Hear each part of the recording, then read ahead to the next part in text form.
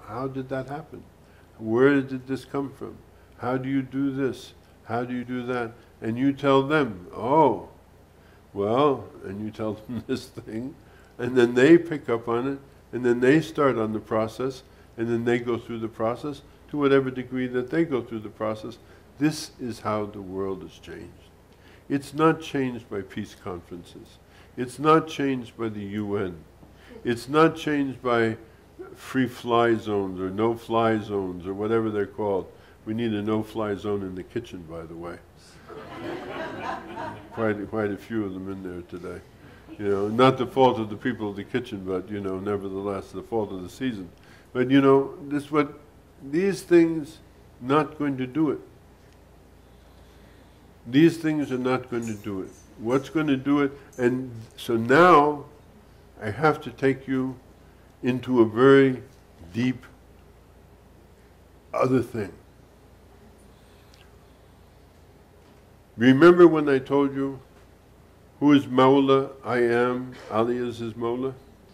Remember that? Remember when I told you, I am the city of knowledge and Ali is the gate to that knowledge? Remember when I told you that Allah says, enter houses by their doors? What happened?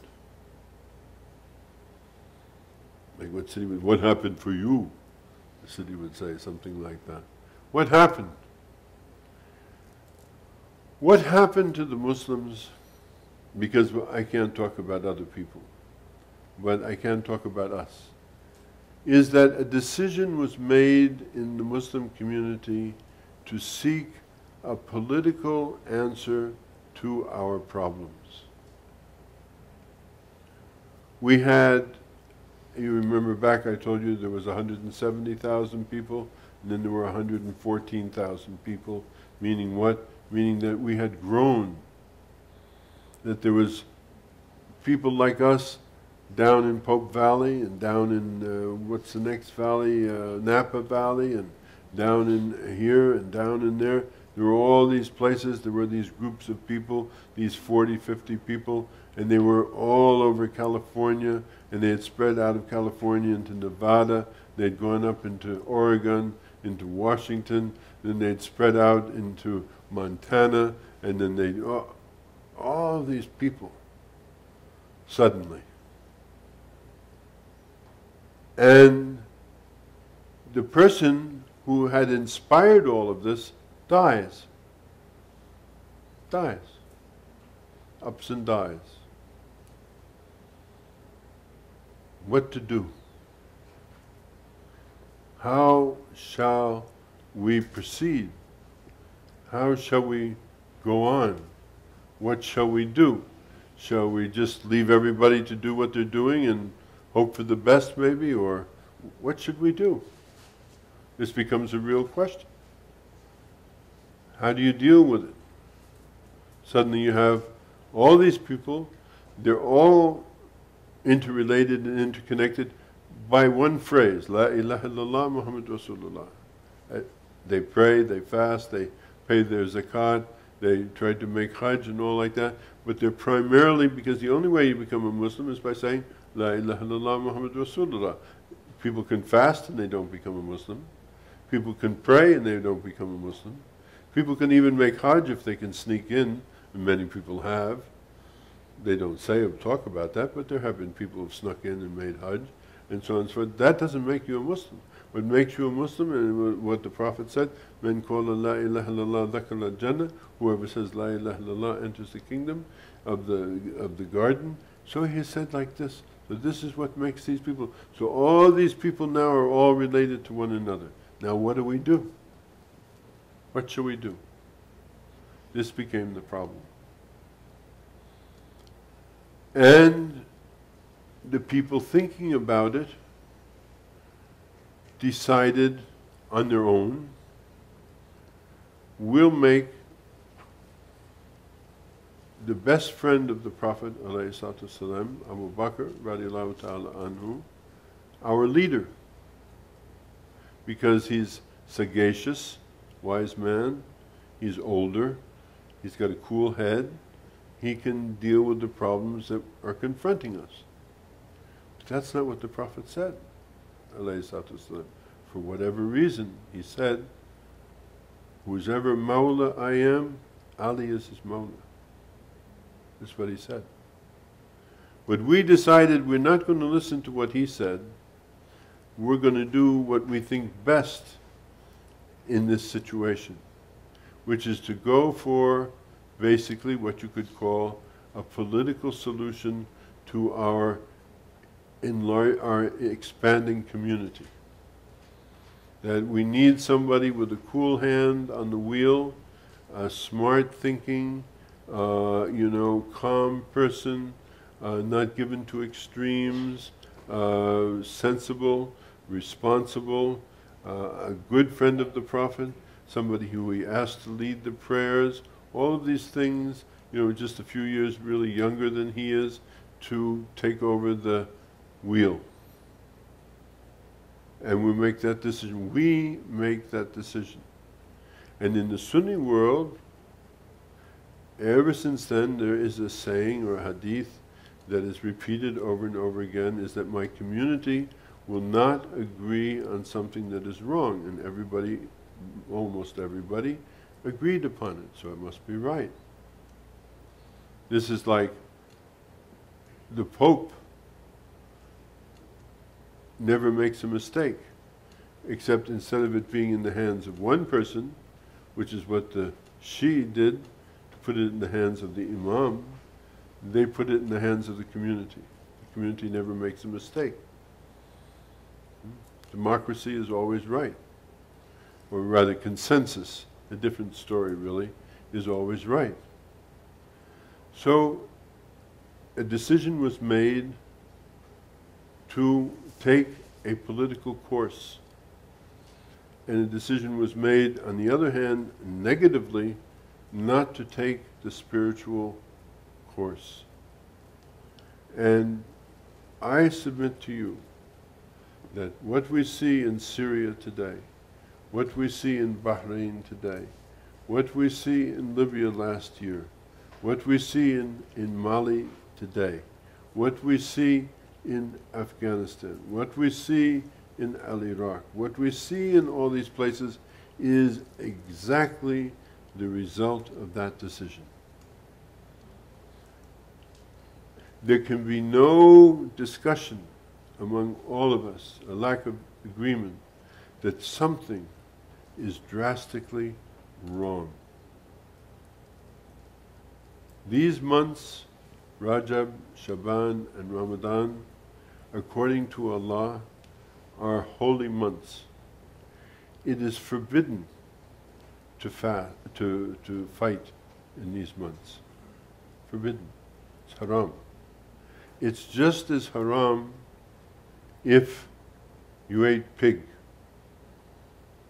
And yet no Muslim that I know, I mean, I suppose there are some who secretly eat bacon or something like that. I don't know, but I mean, maybe. But I mean, by and large, I've known a lot of Muslims for 40 some odd years, and they don't eat pig. I don't touch it.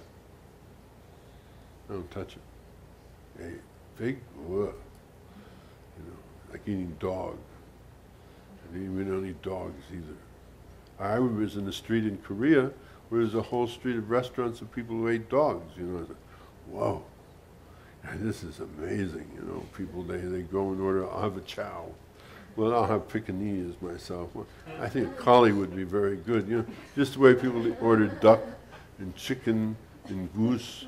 And, I mean, they don't think about it. They eat dogs.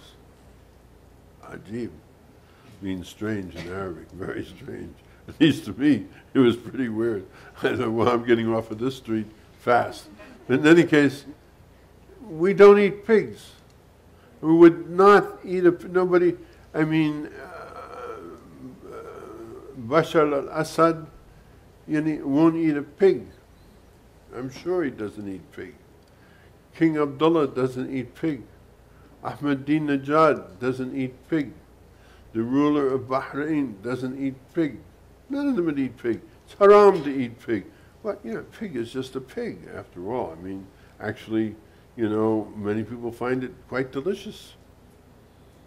You know, I mean, it's not something that's innately nasty. There's some people who won't eat catfish because they're bottom feeders, especially among the Jewish people. They won't eat a catfish. Catfish can be very tasty. They won't eat it. It's haram. You don't think twice about it. It's haram. You don't eat that stuff. It's haram to fight and to kill people. That's a bigger, far bigger haram than eating a piece of pig. I would suggest to you that, you know, it is, but people are very, very serious about not eating pig, but they're not serious about killing other people. Something strange, wouldn't you say? Yes. Very strange. Very, very, very strange. So this is a situation which we face. And so looking at it from as we face it, we would say that something is out of proportion, because Allah says, I made this community to be mutawassit. Ummatan wasatan is the words that He used. Wasat means the center of things, it means the heart of things, it means the fulcrum upon which all things are balanced, it means all of those things, wasat. I made this community to be ummatan, yani all the children of one mother, ummatan wasatan. A community of balance, a community of center, a community of the heart, of all of these things. This is what I made this community to be, Allah has said. And He says more than that, I have perfected this religion for you. Remember back to the original story, what I told in the beginning about the circle and the flat world and everything like that, and time, and how time works, and the spiral of time, and everything else like that. That religion, yes, it all comes from the same place, but it changes over time, just as the way a parent's lesson to the child changes over time. You tell the child one thing at 5 years old, another thing at 7 years old, another thing at 12 years old, another thing at 14 years old. Any of you who are parents know exactly what I mean. You tell them what they can hear at different times, right or wrong? Right. Of course. Allah is no different in that Allah's message to the human family has changed over time by the ability of the human beings to understand more, the ability of the human beings to understand different things, the ability of the human beings to learn by past mistakes. And so it doesn't mean that his religion is less perfect. It means simply that we are growing in terms of our understanding over time, and we are able to encompass more of the message as time passes. Right? So now what I suggest to you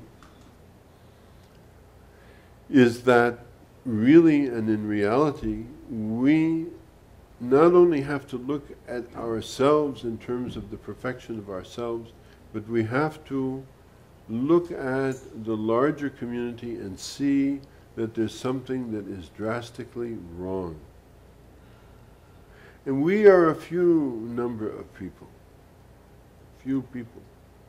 And there are a few people. I talked to a man last year, he said, well, maybe 400 people have come to this understanding. And he's a very wise man who has a great history of knowledge of fiqh and Quran. He's Hafiz of Quran and like that. He said maybe 400 people, meaning a very few number of people.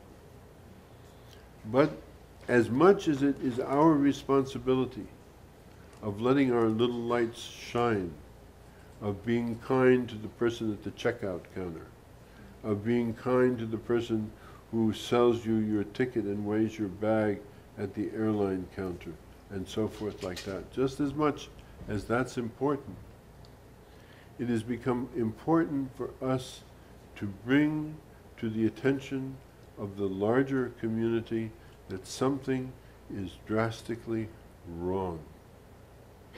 With all due respect, with all politeness, because Allah says, I have completed my religion. And people say, well, that's the religion.